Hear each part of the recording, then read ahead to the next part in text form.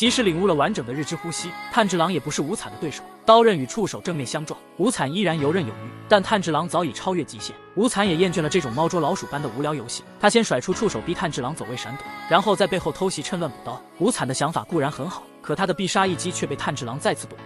无惨立刻察觉情况不对，在长时间的高强度战斗后，炭治郎的体力严重下滑，速度也越来越慢。可为什么就算自己拼尽全力，也杀不掉这个体力耗尽且身负重伤的人类呢？无惨心中悚然一惊，或许问题的关键不在炭治郎身上，而是他自己的速度越来越慢。如果不是这样，他根本不可能会失手2次。朱氏的身影从无惨脑中一闪而过，问题肯定出在那个女人身上，她到底对我的身体做了什么？无惨将意识缩回体内，单手一握，朱氏的残存细胞立刻汇聚成型。朱氏，你到底干了什么？你注射到我体内的，并不只是让鬼变成人类的毒药吧？朱氏对此并不否认，他确实在无惨体内放了多种药剂，至于具体是什么，我可不会告诉你，你就在地狱里慢慢琢磨吧。无惨心态彻底爆炸，他早知道这个女人不会说出真相，所以他选择直接读取朱氏的残存记忆，从中看到了与他一起研究毒药的虫蛀蝴蝶忍。早在无限城决战之前，蝴蝶忍就坚持开发出多种混合药物，如果第一种毒药没能发挥作用，第二种毒药就会立刻奏效。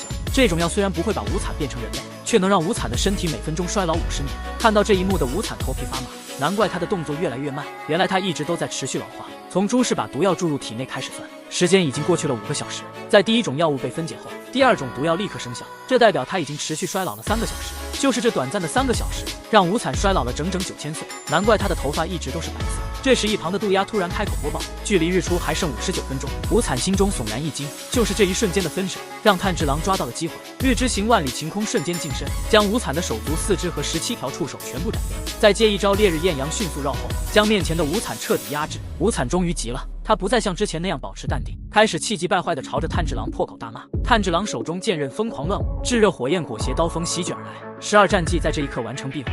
炭治郎终于用出了完整的日之呼吸，但要击败无惨还远远不够，他必须更精确更快速地使用剑技，一直坚持到太阳升起的那一刻。